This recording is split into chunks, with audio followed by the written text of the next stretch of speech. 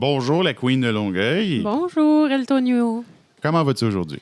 Ça va bien, ça va bien. T'as plein de piqûres de maringouin partout. C'est l'été, il fait chaud. Puis je peux boire du café décaféiné maintenant. Ben donc, oui. je suis très heureuse. Félicitations.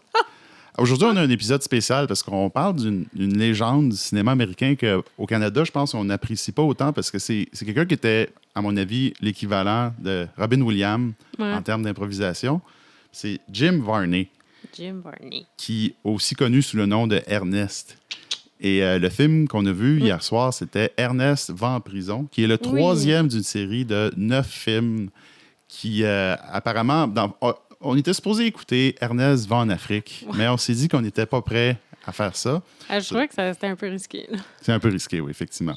Ouais. Fait qu'on a écouté ce qui est supposé être le meilleur de la série, donc Ernest va en prison, 1990. 90, exactement. C'est le troisième de la série. Il est réalisé par John R. Cherry III. Oui, qui a réalisé... il a réalisé pas mal toutes les Ernest. 8 des 9. Oui, c'est ça. Sauf que ça a été écrit par... Ça a été écrit par Charlie Cohen, celle-là. C'est le seul qui n'est pas écrit et réalisé par M. Cherry. Okay. Donc, avant de parler du film, c'est important de parler du personnage d'Ernest créé par Jim Varney, qui est le premier personnage viral de marketing, dans le fond, de l'histoire.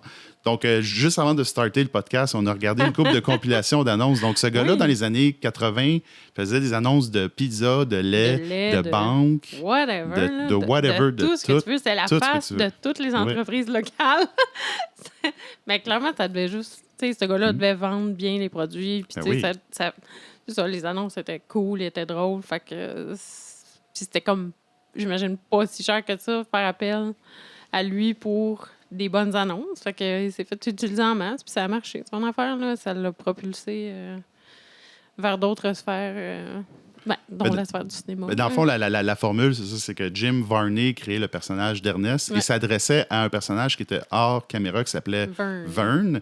Puis il interagissait avec lui, puis c'est comme une discussion un peu à la bonne franquette, pourquoi le produit est intéressant. Puis, dans le fond, à partir de ça, il a créé des sketchs. Puis il y a une émission qui s'appelait, je ne me rappelle plus c'est quoi, je pense que ça s'appelait juste Hey Vern. Puis c'est des sketchs un peu à la... pas la Saturday Night Live, mais il y a des personnages.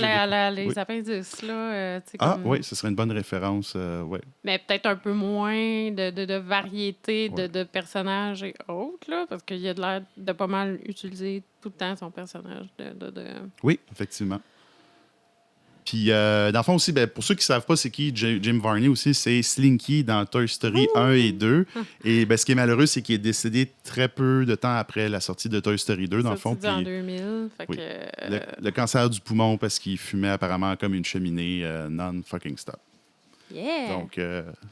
Donc, c'est ça, c'est un peu un personnage tragique parce qu'il a été prisonnier de ce personnage-là, mais c'est quand même un acteur qui avait beaucoup de talent. Mais la comparaison avec Robin Williams est là, c'est que c'est quelqu'un qui aurait voulu faire des choses plus sérieuses, mais qui était pris dans le personnage de clown, dans le fond, mais c'est un très bon acteur. Puis à chaque fois qu'il a essayé de sortir, il se faisait un peu comme... c'est ça, il n'a jamais réussi à sortir, faire des rôles sérieux. Puis un de ses derniers films, c'était Les Trois Ninjas dans le parc d'attractions avec Hulk Hogan. Puis, c'est ça. Donc, c'est la vie. Donc, bref.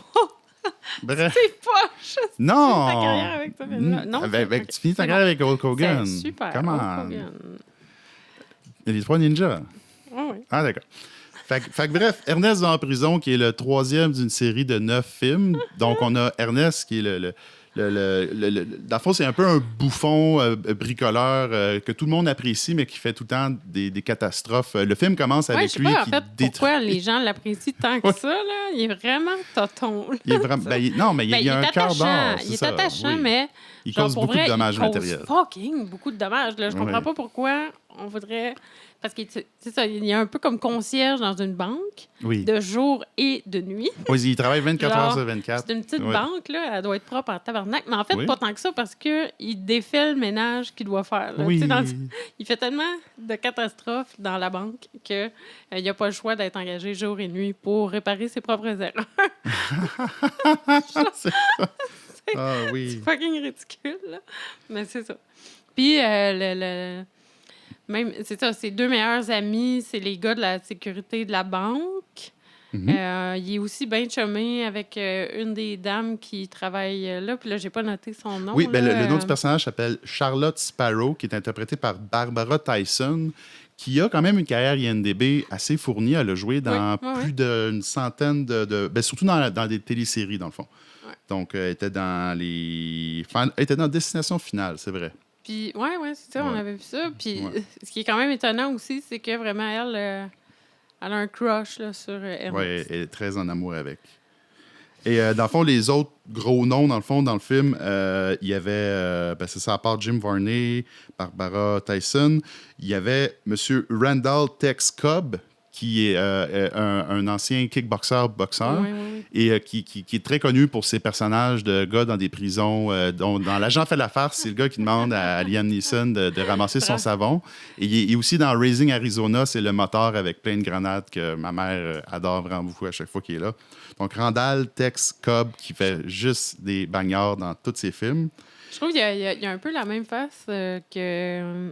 En plus, j'oublie son nom, mais le gars qui est souvent avec Will Ferrell, là, qui a les cheveux frisés. Oh my God! John C. Reilly. Oui, il y a un peu la même face, mais tu sais, comme... Non, mais c'est comme si la version plus méchante de ce gars-là. Oui, c'est vrai, la version méchante de John C. Reilly. Puis un autre acteur connu, c'est Charles Napier, qui fait le directeur de la prison. Ceux qui ne savent pas c'est qui Charles Napier, c'est le gars qui se fait manger la face par Hannibal dans Le Seigneur des Agneaux. Le Seigneur des Agneaux. Le silence des agneaux, excusez. Ma mère fait tout le temps l'erreur. C'est le silence des anneaux. Puis, le silence des anneaux.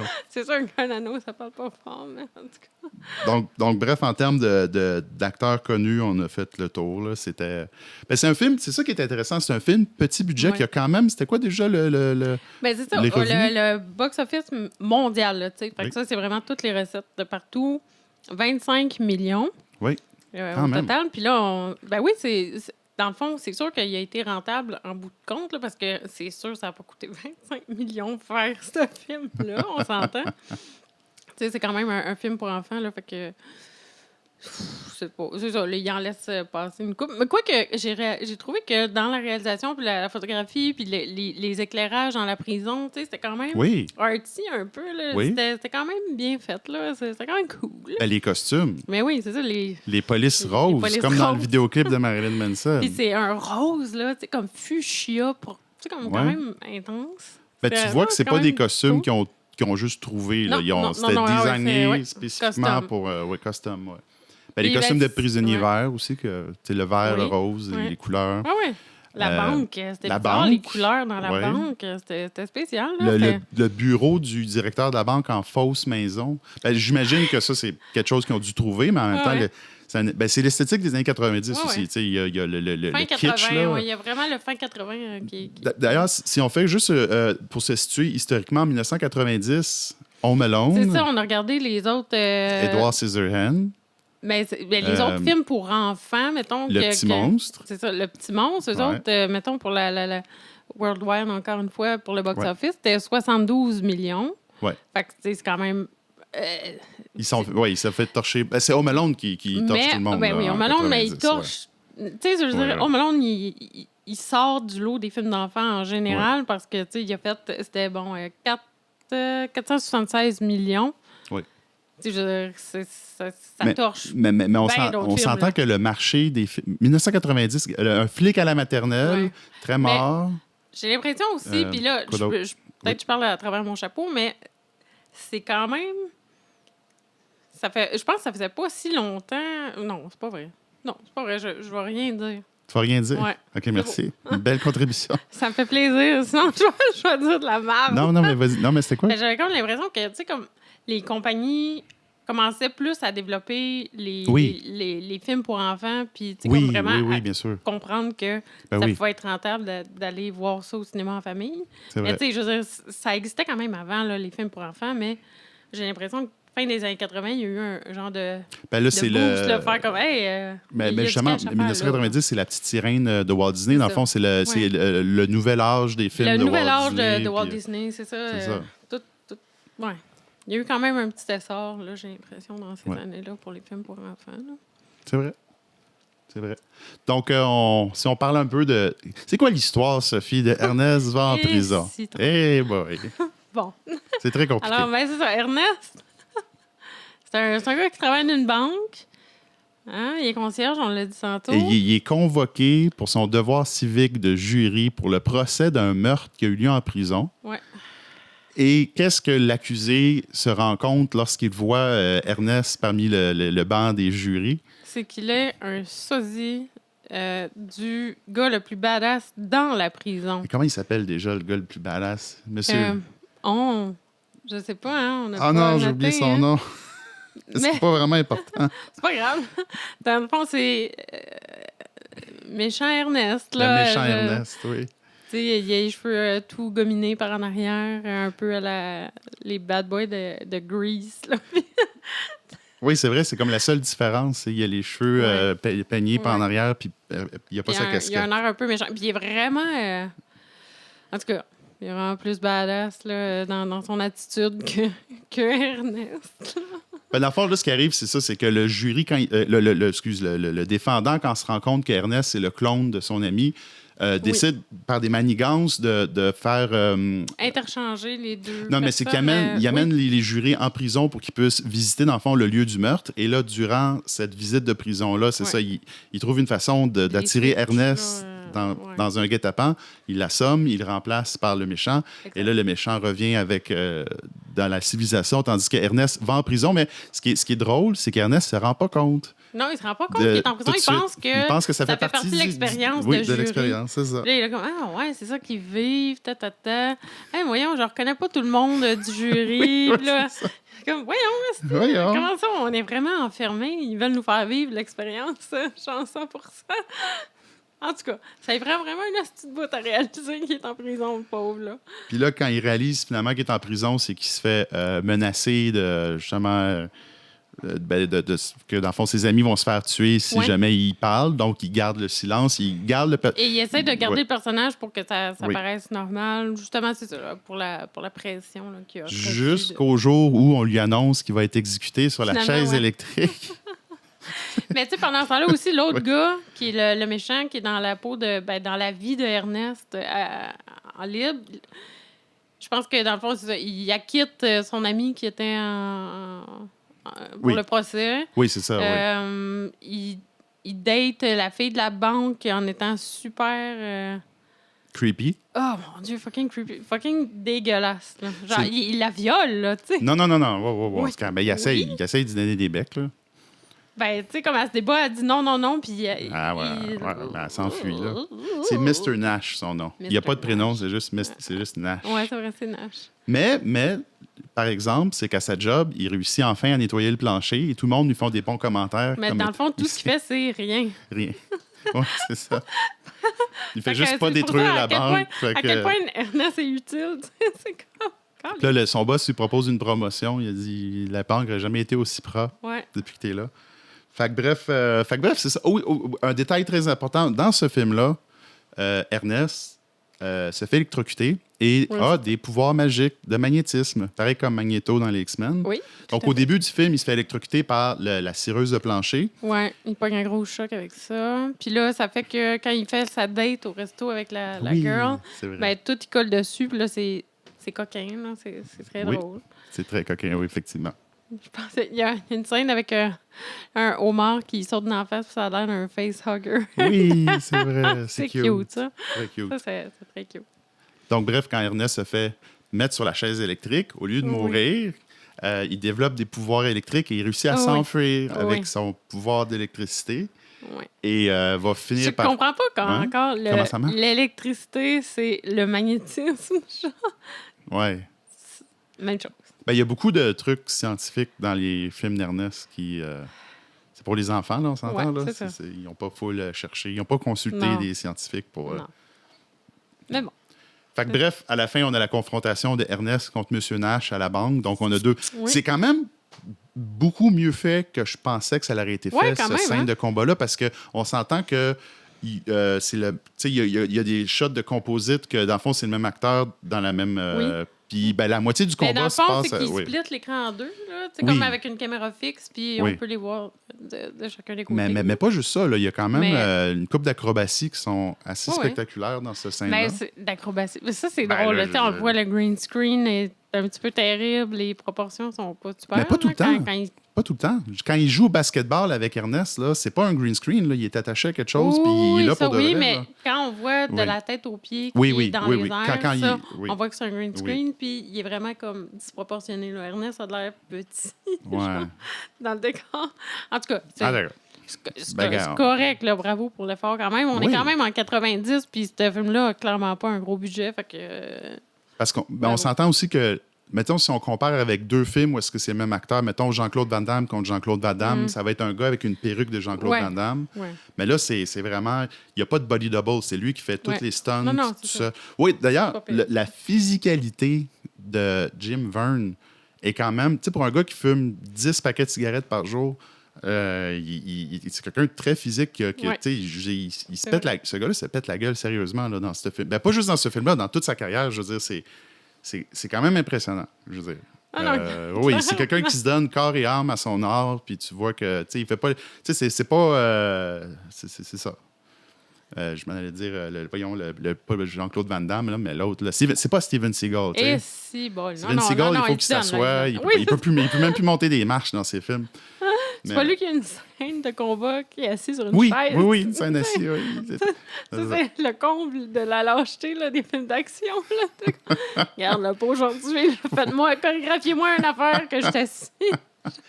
Fuck off. Fait c'est ça. Faut saluer ça quand même. Fait que le film, dans le fond, finit avec le méchant... cette espèce de combat-là entre les deux. Il y a une bombe qui explose. Il réussit à enlever la bombe de la banque avant qu'elle explose en lui-même se pitchant dans les airs, puis il fait sauter la bombe à l'extérieur de la banque. Puis, tout le monde pense qu'il est mort. Finalement, il est en vie. Tout le monde est heureux. Là, ça finit bien. Méchant. Ouais. Ça finit là. Pas d'épilogue, pas rien. Merci, bonsoir. C'est bien. C'est correct. C'est efficace. Ben, c'est ça, en fond. C'est, mon Dieu, on a-tu oublié le détail le plus cool du film? Le nom du chien. Oui. Vas-y, Sophie. Mais là, reviens-en, là. Rimshot. Ben, c'est correct. C'est parce que c'est un chien qui joue au basketball, j'imagine. Là. C'est ça. Tu penses qu'il rush? Non. OK. Mais tu l'entends vite la première fois. C'est quoi? Il a appelé son chien Rimshot? Non. Mais il est tout cute en plus. J'avoue qu'il est très... Il est vraiment cute. C'est tout. Je suis sûre qu'on mentionne quand même son nom. Oui, effectivement. Attends, y avait-tu d'autres choses qu'on...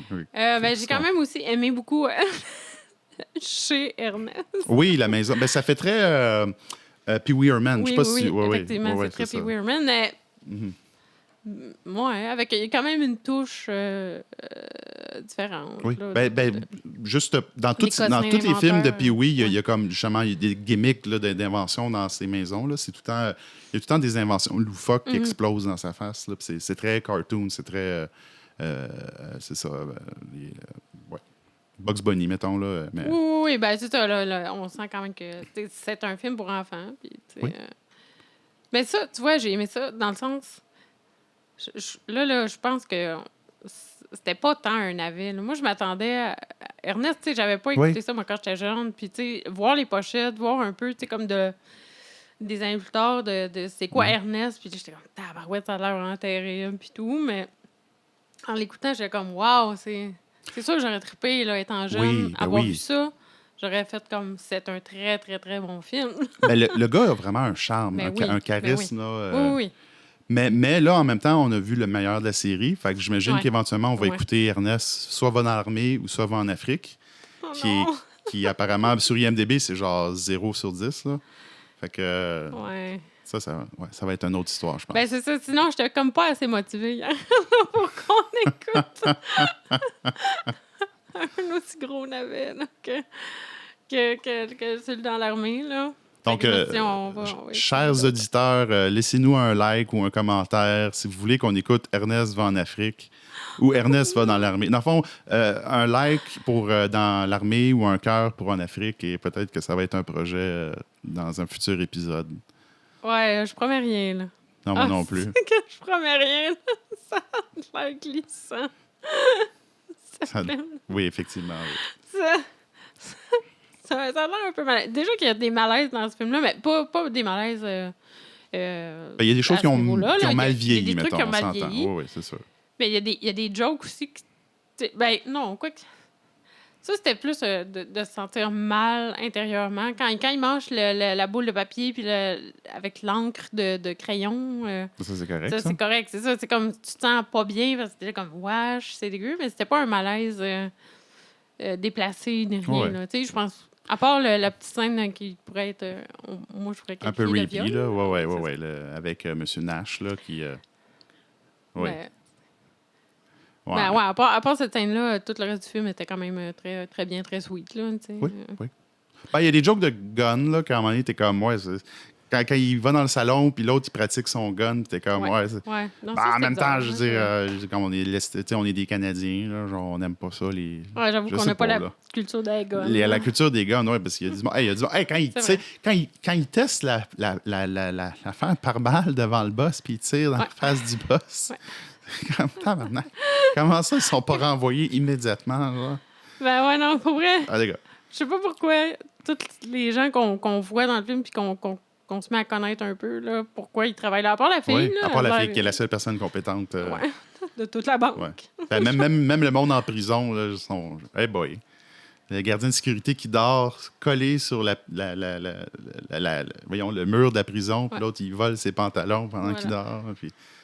Ou quand il essaie de s'enfuir déguisé en grand-mère, puis il demande d'ouvrir la porte, puis le gars, il est sur le bord d'ouvrir la porte. Puis là, il y a ces deux boules, des boules avec des chaînes qui tombent. Puis c'est quoi qu'il dit? Il dit, genre, mon docteur m'avait dit que ça allait arriver, genre, que je perds mes boules. Mais c'est ça que ça l'a pris pour que le gars il reconnaisse que c'est pas un prisonnier déguisé en femme qui s'enfuit. Ah, d'accord. Non. Bref. Combien d'étoiles ou de navettes tu donnerais? Ben, je donne 7 boules avec des chaînes sur 10. Puis une dose de chaise électrique. Toi, Sophie? Ben là, tu vas-tu rater un moment ben là, 7 sur 10. Jamais. OK, 7 sur 10, on va 7 dire. sur 10, ouais, okay. Ben ouais. Mais tu sais, comme en positif ou en plus? En positif, oui, en bon. OK, ben moi, je t'habitue d'y aller sur 5, là. Je vais aller sur 5. Je crois que je peux convertir sur 10, là, on va dire. Ben, parce que c'est un film aussi pour enfants, puis parce que, mettons, si je compare avec Papa est devenu lutin, quoi que c'est pas le même budget, c'est pas le même enfant, mais tu sais, je vais aller avec un bon 7.5, là, tu sais.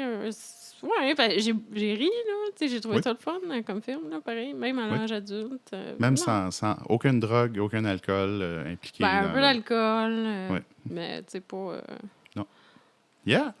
Voilà.